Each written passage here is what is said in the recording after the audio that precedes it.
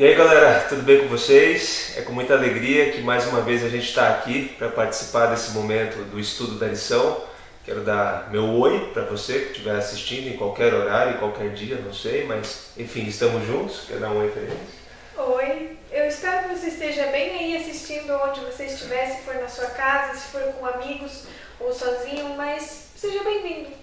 Tá certo. Ao nosso 13º sábado, né? Pois é, exatamente, é o 13º sábado, então você talvez já tenha assistido somente alguns vídeos, mas de qualquer forma hoje é um tema muito importante, pelo tema em si e também pelo como é que eu posso dizer? É o grande final. É o grande final, exatamente, é o fechamento da lição. Então, a gente passou aí mais ou menos 3 meses vendo algumas coisas relacionadas ao tempo do fim e hoje talvez é o grande marco disso. Hoje é uma lição que fala a respeito da volta de Jesus. A grande volta de Jesus. Para você que é adventista ou para você que já tem familiaridade com a cultura adventista, você sabe que esse é um tema extremamente importante para aquilo que forma a nossa identidade. De qualquer forma, começar aqui, Marina, falando que a gente vai seguir mais ou menos o que foi deixado na lição, no guia de estudos escrito. E no primeiro dia, o autor fala a respeito de que praticamente tudo nessa vida tem que ter um começo, um meio e um fim. Geralmente as coisas organizadas, as coisas que nós entendemos, elas passam por esse processo de 3 fases, né? Então geralmente tem alguma coisa ali, um começo, um desenvolvimento, que vai ser o medido do meio, e geralmente tem um fim, que pode ser um fim total ou pode ser um fim que vai gerar um novo começo. A Igreja Adventista do Sétimo Dia, ela surge meio que num período histórico no qual ela está encaixada mais ou menos no meio desse desenvolvimento teológico, desenvolvimento histórico, e essa questão do fim tem uma identidade muito forte, até mesmo no próprio nome. Você quer comentar um pouco a respeito disso, assim, o nome da Igreja Adventista, o seu significado teológico, o que isso tem a ver com a volta de Cristo? Tem alguma coisa a ver? Pode ser. Você que já é adventista sabe que o nome tem mais do que só adventista. Você que não é, ouvindo pela primeira vez, o nome é Adventista do Sétimo Dia. O que isso significa? Vamos começar pelo sétimo dia. Lá atrás, quando Deus criou todas as coisas, Ele criou tudo em 7 dias e no sétimo dia descansou. Esse é o primeiro elemento. É por isso que a gente também descansa no sétimo dia, que é o sábado. A gente comemora ele como um aniversário semanal da criação e um tempo e um lugar, um espaço onde a gente se encontra com Deus nesse momento. E o outro termo, que é adventista, se refere ao advento. Advento é a volta, ou a vinda, ou volta de Jesus, como você queira. Jesus já veio uma vez a essa terra e ele prometeu voltar. É isso que a gente crê e é isso que a Bíblia nos dá como esperança, e é por isso que a gente se chama Adventista do Sétimo Dia, o que tem tudo a ver com a lição dessa semana, porque a gente fala da volta de Jesus e de como vai ser, né? O que é isso, como vai ser. Enfim, não é uma novidade para você saber que para a cultura adventista a volta de Jesus é muito importante. É por isso que existe uma infinidade de versos, uma série de temas, de estudos e tantas outras coisas. A lição mesmo enfatiza um verso, que talvez você saiba até de cor, fica em Mateus capítulo 24, versículo 27, e diz assim: porque assim como o relâmpago sai do Oriente e se mostra até no Ocidente, assim há de ser a vinda do Filho do Homem. Depois que Jesus veio à Terra e deixou ali o seu ministério com uma série de ensinamentos, um dos ensinamentos bem marcantes que ele deixou foi a respeito do dia que ele voltaria, ok? Então as pessoas que estiveram ali com ele, vivenciaram o reino, talvez não na sua plenitude, mas pelo menos o reino na realidade aqui da Terra, no mais alto escalão, mais alto padrão que poderia existir, pois o rei estava entre nós, e entre eles de maneira específica. É muito claro para a gente que essa questão da volta de Jesus tem uma identificação muito forte ali com o período do Novo Testamento. Contudo, a lição dessa semana também mostrou que já no Antigo Testamento, essa questão, esse tema do grande dia onde Deus iria definir todas as coisas, que hoje a gente chama como a volta de Jesus, já era real. e ela traz algumas passagens. Eu vou ler uma delas para a gente aqui. Fica no livro de Isaías, no capítulo 13, versículo 6 e também no versículo 9. Uivai, pois está perto o dia do Senhor, vem do Todo-Poderoso como assolação. O versículo 9. Eis que vem o dia do Senhor, dia cruel, com ira e ardente furor, para converter a terra em assolação e dela destruir os pecadores. Eu sei que hoje em dia não é muito gostoso aos nossos ouvidos ouvir falar a respeito desse aspecto do amor de Deus, que é o aspecto mais corretivo, se é que a gente pode falar de uma maneira bem branda, né? Uma questão de disciplina diante daquilo que é certo e daquilo que é errado, de quem caminha no caminho do bem e quem caminha no caminho do mal. Mas na visão do Antigo Testamento, esse tema, o dia do Senhor, era algo muito comum. E por incrível que pareça, era algo até muito aguardado para os israelitas. E aí eu vou te perguntar, Marina, e acho que vai ser interessante para todos nós, por que algo aparentemente tão assustador, né? A destruição da terra, a destruição do pecador, por que isso era aguardado de maneira tão grande pelos israelitas? E por que hoje em dia, quando a gente fala a respeito desse elemento da volta de Cristo, que é o fim do pecado, outros temas que foram vistos, né? Destruição do pecador, destruição do mal, qual é a diferença? Por que o israelita via de uma maneira tão boa e hoje em dia parece que a gente tem tanto preconceito contra isso? Não é mais uma visão popular, né? No mínimo não é mais popular nem muito bem visto. Quando a gente lê, dá até um medinho assim de eita, será que vai doer? Será que vai ser muito quente? Será que não?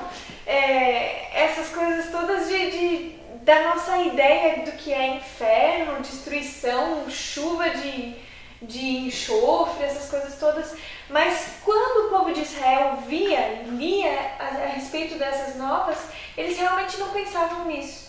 Ou melhor, eles sabiam da destruição e da ira que Deus tinha e que realmente é um aspecto do amor dele. É como uma mãe colocando o filho de castigo para ele aprender. Mas nessa etapa, o povo de Israel já via como algo que não era para eles que escolheram o lado do Senhor. Eles estão do lado de Deus e mesmo sendo pecadores, eles foram justificados. Nós, no caso, depois da vinda de Cristo, depois de conhecermos e aprendermos com Ele, a gente toma partido. Eu sou de Jesus, eu sou cristã. E por isso eu não preciso ter medo, porque tudo que eu errei, tudo que eu pisei na bola, Jesus pagou por mim na cruz. Então eu estou justificada e eu estou aguardando isso como os antigos judeus aguardavam, numa expectativa de finalmente estar sendo feita a justiça. Não é mais uma coisa assim, eita, será que eu vou queimar também? Será que eu vou ser castigada junto? Porque eu sei que Jesus pagou por tudo isso na cruz. Então eu não tenho mais medo. Eu sou aquela que na expectativa, por exemplo, de um processo judicial, é a prejudicada no caso, estou acusando e finalmente o meu caso vai ser acolhido por algum juiz, vai ser julgado, finalmente justiça vai ser feita. Aquele réu que acabou com a minha vida, finalmente vai ser posto no lugar e vai merecer as consequências dos crimes feitos. Então eu sou defendida, eu não sou prejudicada, eu sou defendida no caso. Legal, então para nós, para você, para quem estiver uma vida aí ao lado de Cristo, sabendo que uma vida ao lado de Cristo não é uma vida sem pecado, sem falhas, sem momentos de angústia, sem nada disso, mas enfim, é uma vida onde a gente se entrega a Deus, isso que você está falando, né? Sim. O dia de juízo, o dia da ira de Deus não é um dia que devemos temer, pelo contrário, é um dia que devemos ter expectativa e ansiedade, porque é um dia que vai sinalizar finalmente a resolução de todos os problemas. Sim, de tudo mal. Uma outra perspectiva histórica, ou melhor, teológica e também histórica aqui na Bíblia a respeito da volta de Jesus no Antigo Testamento, é a conhecida história da estátua de Nabucodonosor. Eu acho que em outros temas da lição a gente até já falou sobre isso. Não vou explicar isso aqui, você pode depois checar no capítulo 2 do livro de Daniel, mas o final daquela história é como uma pedra que bate nos pés da estátua E resumindo aqui de maneira bem breve, a pedra simboliza o reino de Deus, a pedra simboliza o próprio Jesus Cristo. A lição mostra como ele atribui a si mesmo o cumprimento dessa profecia. E a pedra simboliza esse novo reino perfeito. Talvez a plenitude da realização desse momento que a pedra destrói tudo e de fato começa esse reino perfeito, é essa segunda vinda de Cristo.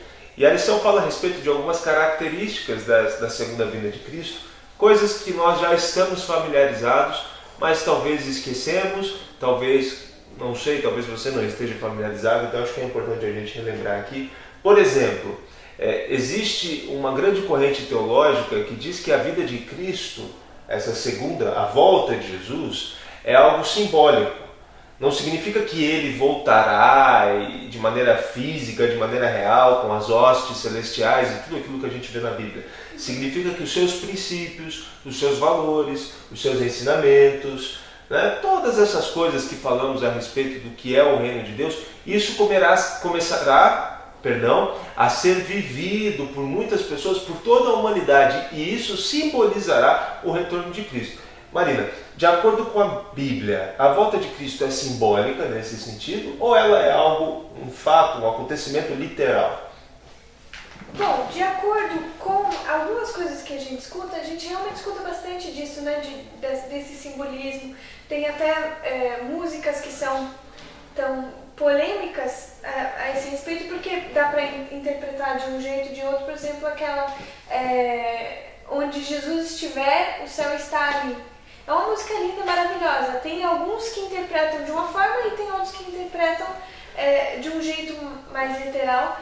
E o que a Bíblia nos mostra é que quando Jesus ascendeu aos céus, ele levou alguns discípulos consigo para um monte e ele falou as suas últimas palavras e ele começou a subir ao céu.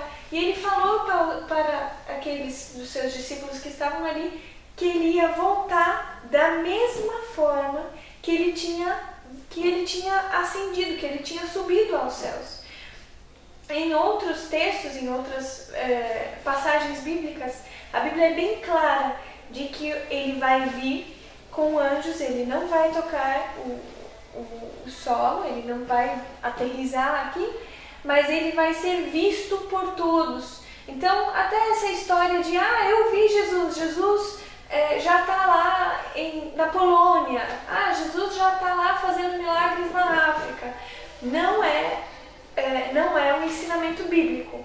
Realmente, de acordo com a Bíblia, Jesus vai vir no tempo certo, de acordo com a profecia, visível por todo mundo. E até o nosso verso o verso para memorizar dessa lição, ele fala que ele vai ser de surpresa mesmo. Vai ser como um relâmpago que sai do Oriente e se mostra no Ocidente, assim há de ser a vinda do Filho do Homem. Ou seja, é uma coisa visível a todo mundo e também é uma coisa rápida, é uma coisa precisa que ninguém sabe. Você não sabe de onde sai o relâmpago, mas ele está lá, você vê. Enfim, eu sei que você já está familiarizado com isso, mas é bom lembrar. Então, sintetizando o que você falou aqui, basicamente 2 pontos. A volta de Jesus, ela é literal, ok? De fato vai acontecer. Visível.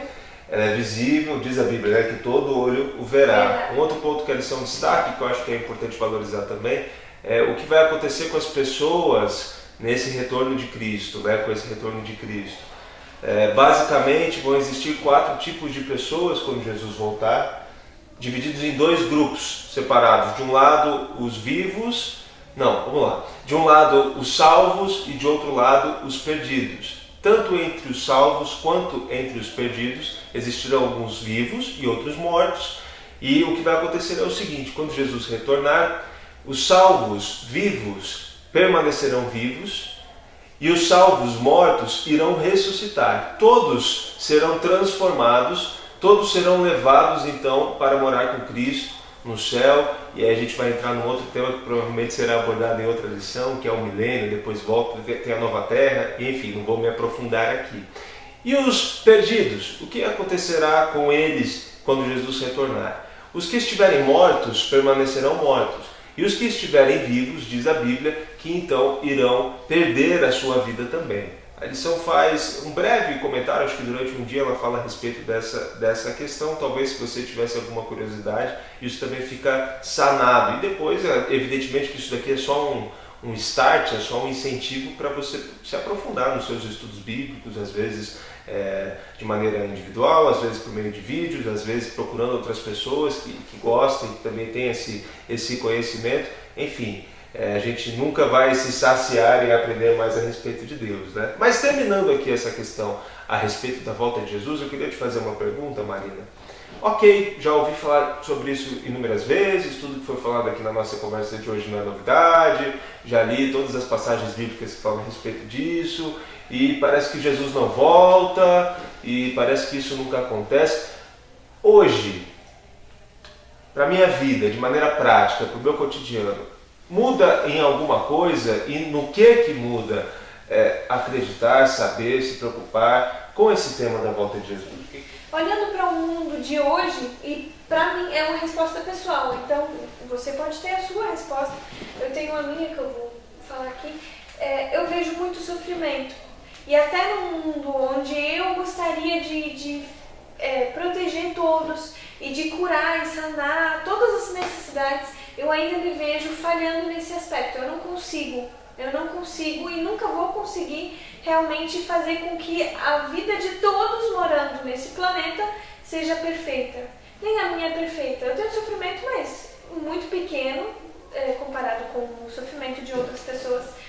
Seja a fome na África, seja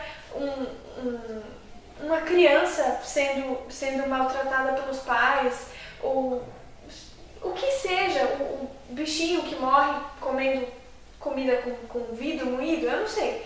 Mas você vê sofrimento todos os dias, você vê moradores de rua, você vê mal acontecendo, você vê política te escandalizando. Mas em tudo isso que eu não consigo resolver, eu sei quem pode, e eu sei que tudo isso vai ter um fim, um dia. E eu não preciso esperar muito, eu não preciso esperar uma eternidade, mesmo que Jesus volte daqui a 1000 anos. A minha espera, ela termina com a minha vida. Então, se eu morrer amanhã, depois de amanhã, entre aspas, Jesus voltou para mim. Porque eu só vou fechar os meus olhos, e quando Jesus voltar, eu vou abri-los de novo. E isso faz toda a diferença, porque eu posso contagiar pessoas que estão sofrendo ou pessoas que veem sofrimento com essa esperança que eu tenho e que eu vivo, porque senão ver esse sofrimento é insuportável. Isso é o consolo, é a esperança. Legal. Então acho que é isso, né? A gente passou 3 meses estudando a respeito dos acontecimentos do tempo do fim. São muitas coisas, às vezes ficamos até assustados diante disso tudo, mas é confortante saber que o último desses acontecimentos é o reencontro literal e físico com o nosso Mestre, com o nosso Salvador, que vai solucionar todos os problemas do mundo e que eu tenho certeza vai poder dar um abraço em você, vai dar um abraço da gente, a gente vai poder ter essa vida perfeita. Isso sempre foi a grande motivação da identidade da nossa igreja, não só da nossa igreja, mas do movimento cristão durante muito tempo. A igreja de Atos, que nós tanto falamos e que vamos estudar no próximo trimestre, é uma igreja que cresceu fundamentada nessa crença de que Cristo iria retornar nos dias deles e que juntos eles poderiam então viver o reino na plenitude. E essa é a nossa expectativa para a tua vida. Você experimente o reino aqui e agora, e que você trabalhe com todo o teu coração, com toda a tua alma, com todas as tuas forças, para um dia ter esse encontro maravilhoso com Jesus. Que Deus te abençoe, que Deus te guarde, e estamos juntos nessa caminhada. Um abraço. Tchau, tchau.